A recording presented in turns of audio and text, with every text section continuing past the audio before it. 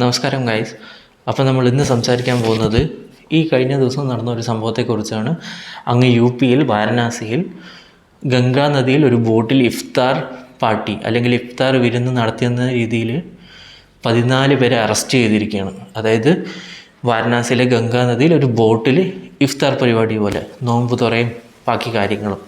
Allegation എന്താണെന്ന് വെച്ചാൽ fruits, dates, അതിൻ്റെ കൂടെ ചിക്കൻ ബിരിയാണി വിളമ്പി, ചിക്കൻ ബിരിയാണി കഴിച്ചു, അതുപോലെ തന്നെ ചിക്കൻ ബിരിയാണി ഗംഗയിൽ ഒഴുക്കി എന്നൊക്കെ രീതിയിലുള്ള ഒരുപാട് പരാമർശങ്ങളും വിവാദങ്ങൾക്കും ശേഷമാണ് അറസ്റ്റ് ഉണ്ടായത്.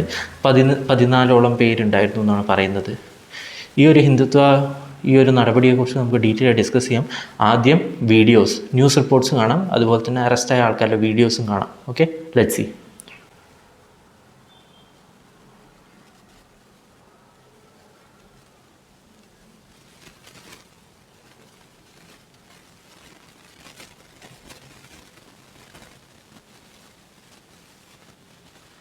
वाराणसी में गंगा नदी के बीच नाव पर आयोजित इफ्तार पार्टी का वीडियो सोशल मीडिया पर तेजी से वायरल होने के बाद विवाद खड़ा हो गया है। बताया जा रहा है कि राजघाट और नमो घाट के बीच गंगा में एक नाव पर रोजा खोलने के लिए इफ्तार पार्टी आयोजित की गई थी। आरोप है कि इफ्तार के दौरान रोजेदारों को फल और मेवा के साथ बिरयानी भी परोसी गई। वीडियो सामने आने के बाद भाजपा और कुछ हिंदूवादी संगठनों ने इस पर कड़ा विरोध जताते हुए पुलिस से कार्रवाई की मांग की। उनका कहना है कि मां गंगा करोड़ों लोगों की आस्था का केंद्र है और वहां नॉनवेज परोसना धार्मिक भावनाओं को आहत करता है। शिकायत में ये भी आरोप लगाया गया कि बिरयानी खाने के बाद उसके अवशेष गंगा में फेंके गए। मामला बढ़ने के बाद पुलिस ने त्वरित कार्रवाई करते हुए 14 युवकों को गिरफ्तार कर लिया है।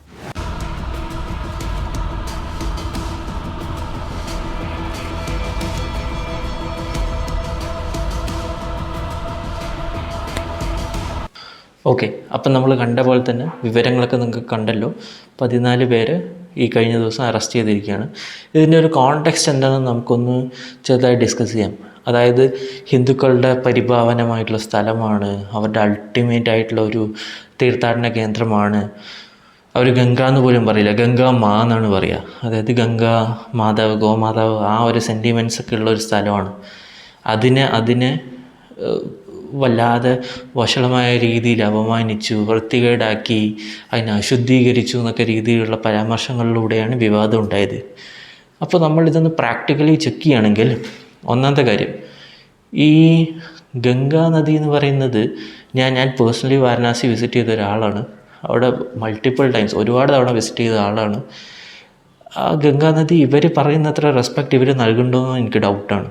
കാരണം ഒന്നാമത്തെ കാര്യം, പകുതി കത്തിയ ശവം ഒഴുക്കുന്ന സ്ഥലമാണ്. അതുപോലെ തന്നെ അവിടെയുള്ള ആൾക്കാരുടെ മലമൂത്ര വിസർജനം എല്ലാം അവിടെ തന്നെയാണ് നടക്കുന്നത്. അവിടെയുള്ള തെരുവിൽ കഴിയുന്നതും നിരക്ഷരരായ ആൾക്കാരും എല്ലാം അവിടെ തന്നെയാണ് എല്ലാ കാര്യങ്ങളും സാധിക്കുന്നത്.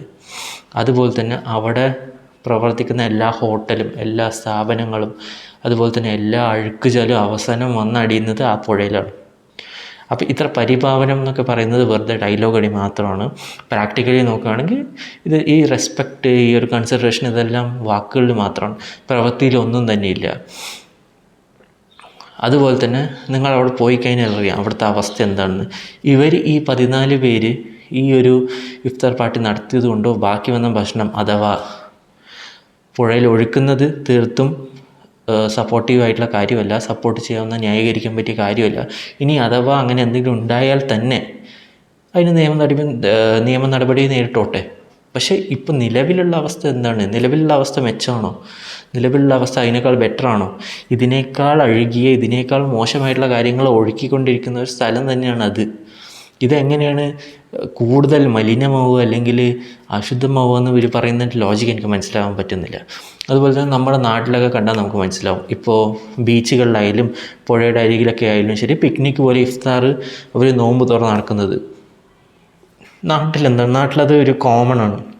വലിയ പ്രശ്നങ്ങളൊന്നുമില്ല. ആൾക്കാർ വരുന്നു, പിക്നിക്ക് പോലെ വരുന്നു, രാത്രികാലങ്ങളിലും അത് തന്നെ വൈകുന്നേരങ്ങളിലും അതുപോലെ തന്നെ വരുന്നു, കഴിക്കുന്നു, അവർ പോകുന്നു. അവിടെ ഈ ഒരു മതസ്പർദ്ധ അല്ലെങ്കിൽ ബാക്കി സെൻറ്റിമെൻറ്റ്സ് അങ്ങനെ ഒന്നും തന്നെ ഇല്ല.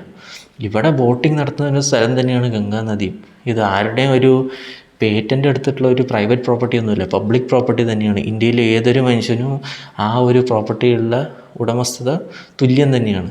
അപ്പോൾ ഈ ഒരു എന്തിനാണ് ആവശ്യമില്ലാത്ത കാര്യങ്ങളിൽ ഇങ്ങനെ മതമെല്ലാം ഇൻക്ലൂഡ് ചെയ്യുന്നതെന്നാണ് എനിക്ക് മനസ്സിലാവാത്തത്.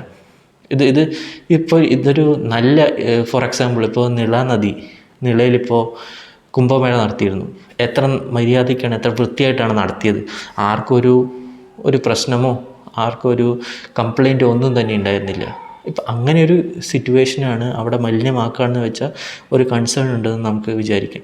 ഇത് ഓൾറെഡി മലിനമായൊരു സ്ഥലം, അവിടെ 100 ഇല്ലീഗൽ ആക്ടിവിറ്റി നടക്കുന്ന സ്ഥലത്ത് 101ാമതായിട്ടൊന്ന് നടത്തുമ്പോൾ ജസ്റ്റ് മതത്തിൻ്റെ പേരിൽ അതിനെ റെസിസ്റ്റ് ചെയ്യുക, അതിനെതിരെ ശബ്ദമുയർത്തുക, നടപടിയെടുക്കുക, അതൊക്കെ നിയമ ദുർവിനിയോഗം തന്നെയാണ്, വേറെ ഒന്നുമില്ല. ഇത് പ്യുവർ മതരാഷ്ട്രീയമാണ്, വേറെ ഒന്നും തന്നെയില്ല.